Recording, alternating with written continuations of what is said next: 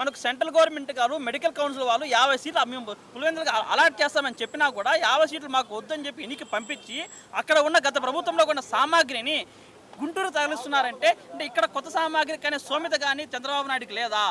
కేవలం రాయలసీమ పైన కక్ష సాధింపే, పులివెందుల పైన కక్ష సాధింపే అని మేము కోరుకుంటాను. సార్ కొంతమంది కూడా విమర్శిస్తున్నారు, ఇప్పుడు ఉన్నటువంటి రైతులకి బాధలు పట్టించుకోలేదు, అలాగే ఇప్పుడు ఉన్నటువంటి కాశీబొగ్గలో చనిపోతే కూడా పట్టించుకోకుండా వెళ్ళి కొంతమంది లండన్ వెళ్ళారు, కొంతమంది ఏమో దుబాయ్లో మ్యాచ్లు చూస్తున్నాడు లోకేష్ అని విమర్శలు వస్తున్నాయి. దీని మీద మీ అభిప్రాయం సార్?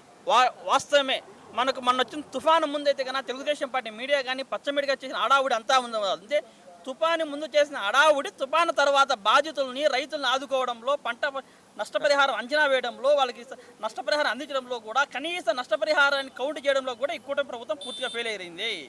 కేవలం చంద్రబాబు నాయుడు అబ్బాగుడు ఇద్దరు కూడా విదేశీ పర్యటనలతో జలసాలు చేస్తున్నారు, ఎంజాయ్ చేస్తున్నారు తప్ప ప్రజలను కానీ రైతులు కానీ రైతు కూలీలు కానీ కౌలు రైతులు కానీ పట్టించుకునే నాదుడే లేడు ఈ రాష్ట్రంలో.